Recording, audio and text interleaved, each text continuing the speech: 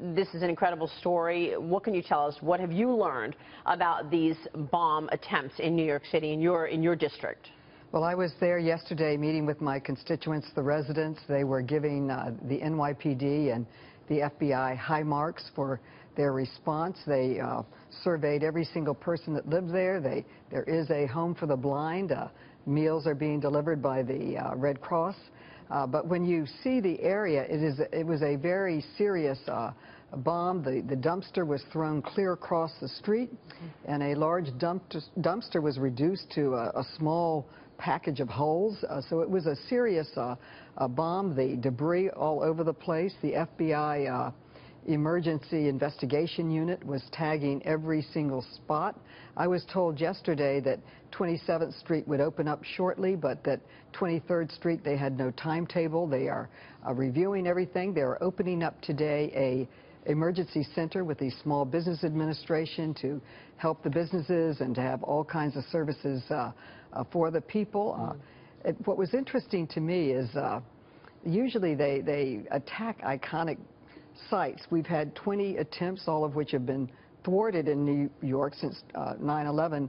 Probably the most famous was a smoking bomb at Times Square. It's usually a Times Square area. So I was asking why 23rd? Why 23rd and 27th Street, right. And the day before, there were two large parades and a large festival where there were literally thousands of people. So if you wanted to hit people, you would have gone to one of these large events that were really actually taking place very close by. Yeah. And why 23rd, 27th Street?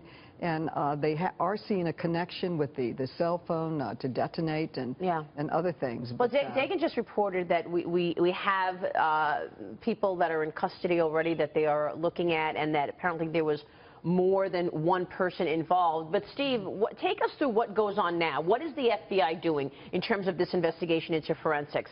Congresswoman's telling us that 23rd and 27th has been cordoned off. What are the FBI looking for? Well, right now what they're doing is they're going to do a comparative analysis of all the evidence to see if all this evidence is linked to each other. Right now, with those 5 individuals, no doubt they're grilling them. They're going to find out if there's more individuals involved. And as I said earlier, there was this real substantial feeling that this was not the act of one lone terrorist. This was the act of several terrorists. And to your point, Congresswoman, about why, because the question's been asked, why 23rd Street? Why 27th? Right. Why not the big crowds? There is a possibility that they are probing, that terrorists are probing. And how they probe is they plant the bomb somewhere, they look at the first responders, the routes they're taking, how many are showing up, what type of equipment is being brought in, and so then they go for the kill. Yeah. That's what might be going on. One thing that the FBI is looking at is doing the kind of post-blast analysis on the device, and then the pressure cooker that was also discovered. And it did include tannerite. This is something that you can readily buy at sporting goods stores in the United States. It's made with ammonium nitrate and aluminum powder, I think, and so you can easily put this together.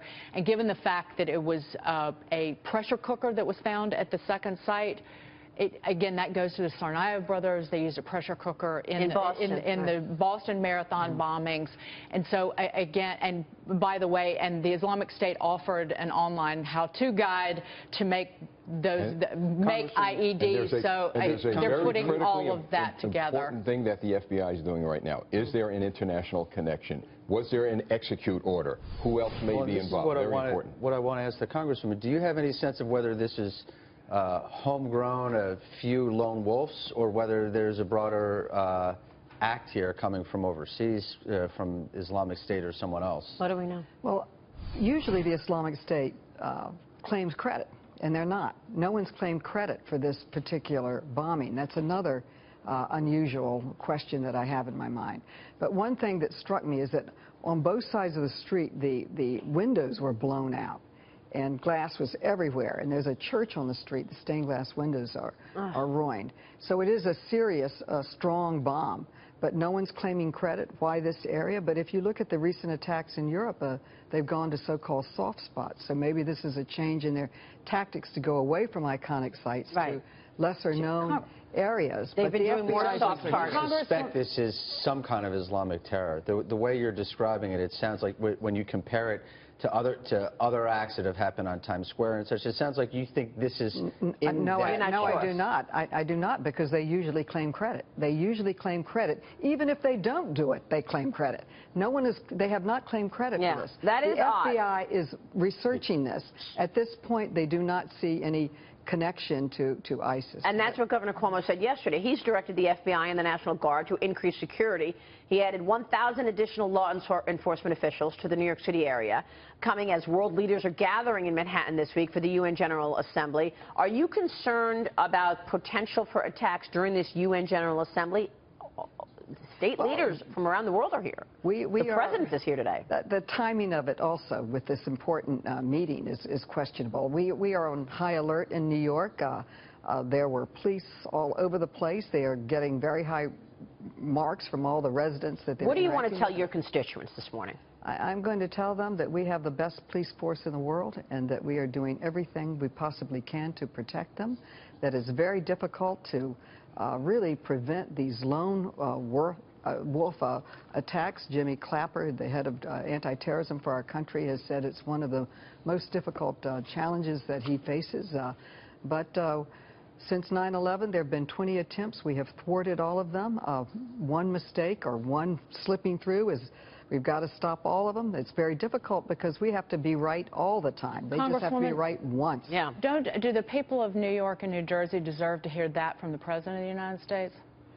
They are hearing it from the FBI. They are hearing it from elected officials. And Why do you think we haven't heard from Obama yet?